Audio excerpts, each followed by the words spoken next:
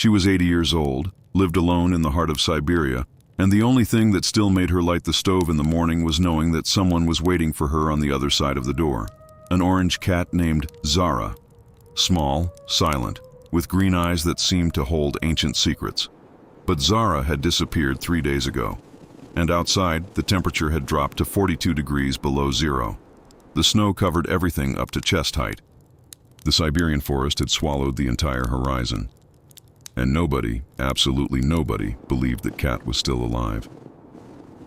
If this kind of story touches your heart, like this video right now and follow the channel, because here we tell stories that most people will never forget.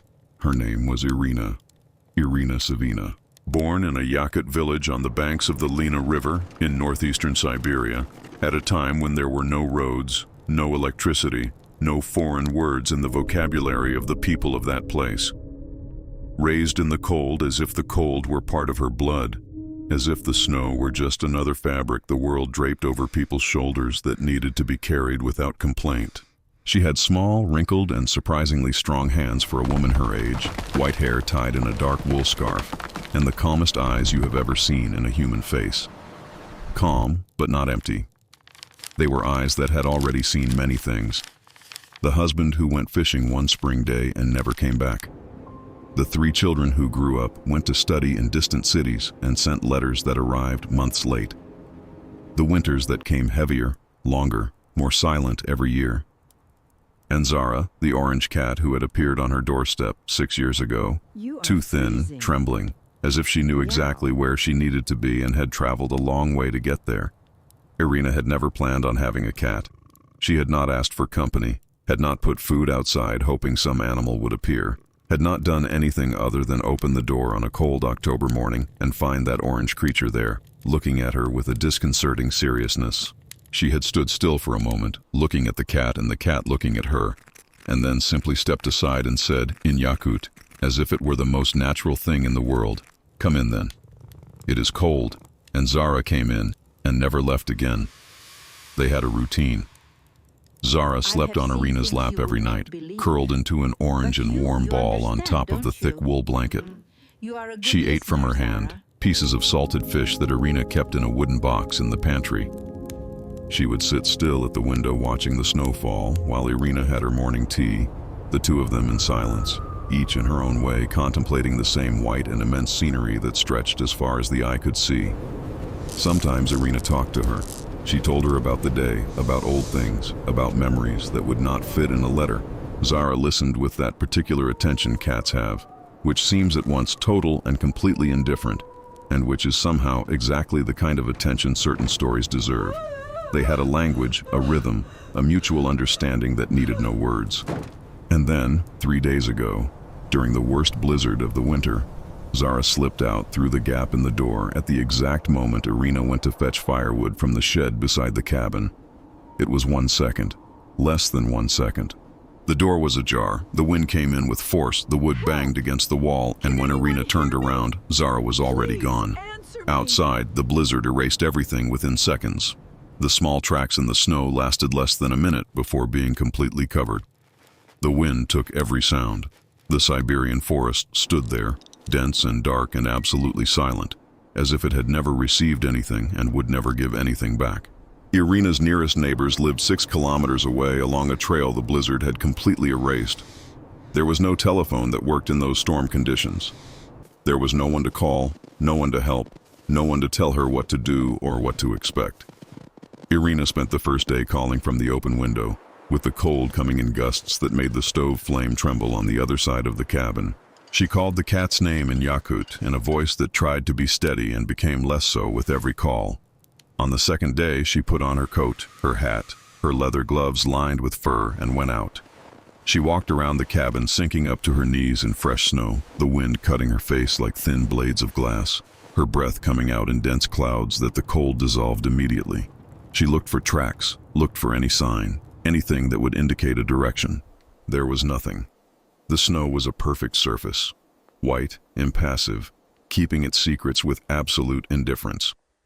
On the third day, the temperature dropped even further, 42 degrees below zero with wind, the kind of cold that freezes the surface of your eyes if you stay exposed too long. The kind of cold that turns water into ice in less than a minute. The kind of cold that Siberia hands out as if it were an inheritance, as if it were the price the land charges for letting people live upon it. The pine trees in the forest were covered in ice all the way to their highest branches. The lake 300 meters from the cabin had frozen so deeply that you could cross it with a horse. The sky was white and low and held no promises.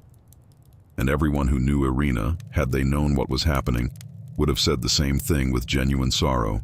Zara was dead. The cold of that winter left nothing alive outside for very long. No birds, no tracks of smaller animals. Not even the silence seemed completely alive in those conditions. Irina did not sleep on the third night.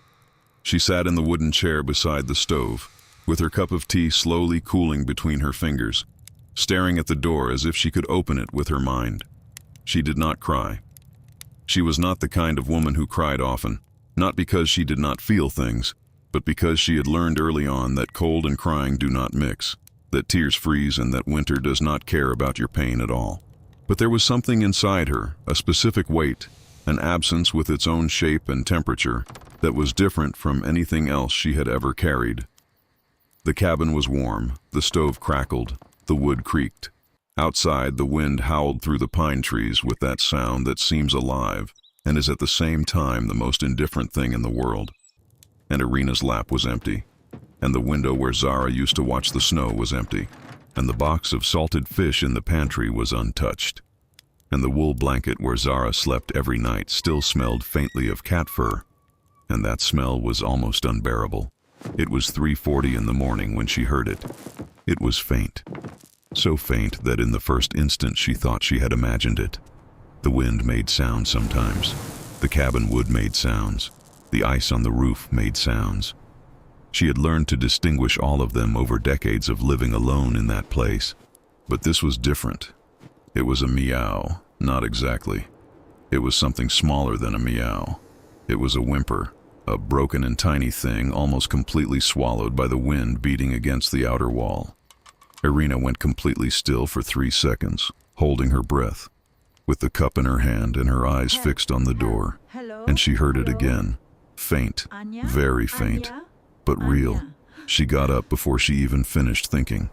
She threw the coat over her sleepwear without fastening the buttons, shoved her feet into her boots without tying them, grabbed the metal lantern that always sat on the shelf near the door, and opened it. The cold came in like a living thing, like something with will and teeth and intention.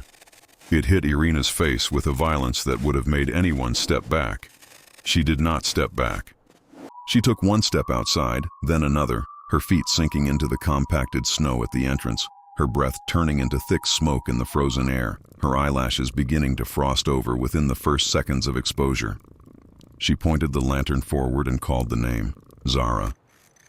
The voice came out hoarse, half swallowed by the wind, but she called again, Zara, and the whimper answered.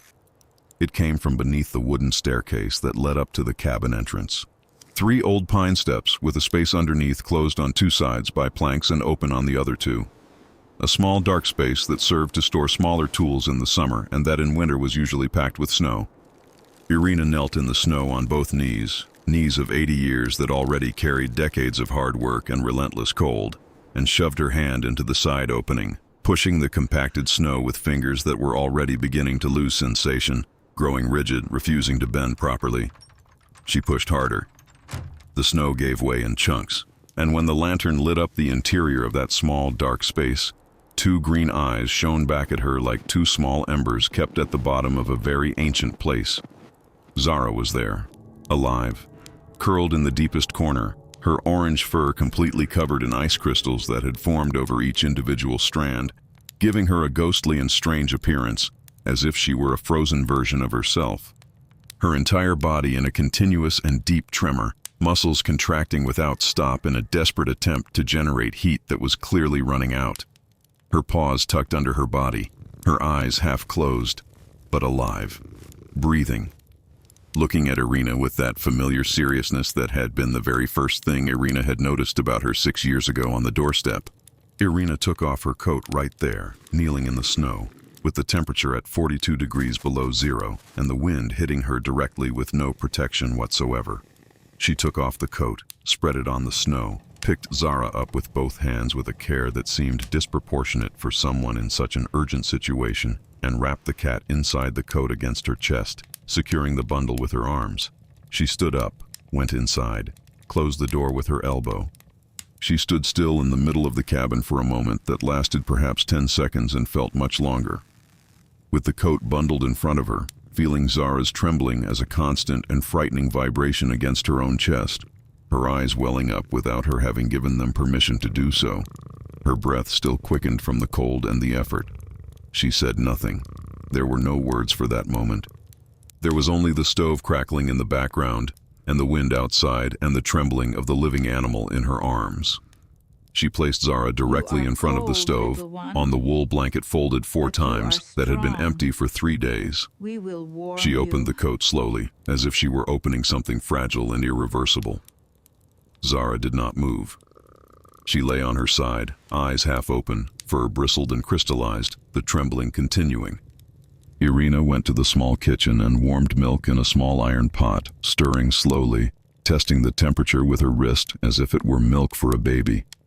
She came back, knelt on the wooden floor beside the cat, and offered the pot gently.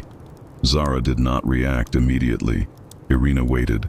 She ran her hand carefully over the frozen fur, moving her fingers slowly, feeling each rib, each vertebra, looking for any sign of fracture, of injury, of blood. There was nothing, only the cold embedded in every centimeter of that small body, as if the winter had tried to get inside her and had almost succeeded. Irina then did something very simple and very old. She took Zara's front paws between her own palms and began to warm them, slowly, with gentle and constant pressure, transferring the heat from her wrinkled fingers to the rigid paws of the cat with a patience that was in no hurry because it knew exactly what it was doing. She had done this with children, had done it with her husband once after he came back from a fishing trip with nearly frozen hands, had done it with herself more times than she could count. Warmth does not come all at once. It comes slowly, in layers, like the Siberian spring, which also does not arrive all at once and which for that very reason when it does arrive feels like a miracle. After the front paws, the back ones, then the ears with her thumbs in slow circles, then the belly, the head, the neck. Half an hour, 40 minutes, 1 hour. The stove kept crackling. The wind outside gradually died down, little by little, as if it were growing tired. And gradually Zara's trembling became less intense. The muscles began to loosen. The breathing grew deeper and more regular. The eyes opened fully, returning to that specific green brightness that Irina knew by heart, and that had been absent for 3 full days in a way she had not been able to name until she saw the brightness coming back. Zara slowly turned her head. She lapped the warm milk with a tongue still slow, still uncertain, but working. She lapped again. Then she raised her muzzle and pressed it against Irina's wrist, at that specific spot where the skin is thinnest and the veins show blue beneath the surface, and stayed like that for a moment, the muzzle still cold, the wrist warm, the two of them still. Irina let the tears fall, not from despair, from relief. The kind of relief that has its own texture and weight, that takes up space in the chest like a physical thing, that only exists in its full intensity because on the other side of it lay the real and concrete possibility of loss. She had prepared herself to find something different beneath that staircase. She had been honest with herself about that possibility during the 3 days of waiting, in the direct and unillusioned way the cold teaches people who live in it long enough. And the world had decided for once to be generous. And that generosity disarmed her completely. They spent the rest of the night like that, the two of them. Irina back in the wooden chair, Zara in her lap, wrapped in the wool blanket, the orange head resting on Irina's arm with an absolute and quiet trust. The stove crackled. The pine firewood gave off that specific dry smell that is one of the oldest smells in Irina's memory. The cabin was warm in the way it only gets warm in very cold winters, which is a warmth that has flavor, that has presence, that you can feel in your skin and in your lungs, and that feels like a gift every single time it happens. Outside, the Siberian forest remained dark and immense and completely indifferent, as it always has been and always will be, with its ice-covered pine trees and its silence that is not peace. It is simply the absence of everything human. But in there, in that small wooden cabin with the stove lit and the window fogged by the contrast between the inner warmth and the outer cold, there were two living creatures who had found each other again after 3 days and 3 nights of separation that for one of them had been pure survival, and for the other had been a silent and particular form of despair. When the day began to lighten, very slowly, with that Siberian winter light that arrives late and leaves early and is never exactly warm but is enough, Zara was sleeping. Breathing deeply and steadily, her orange fur finally dry and soft again, her paws folded under her body in the position Irina knew well. Irina looked at her for a long time without doing anything. Then she stoked the stove a little more, heated the tea, looked out the window at the snow outside, at the ice-laden pine trees, at the sky that was beginning to turn less dark and more gray. And for the first time in 3 days, she felt that the cabin had returned to the right size.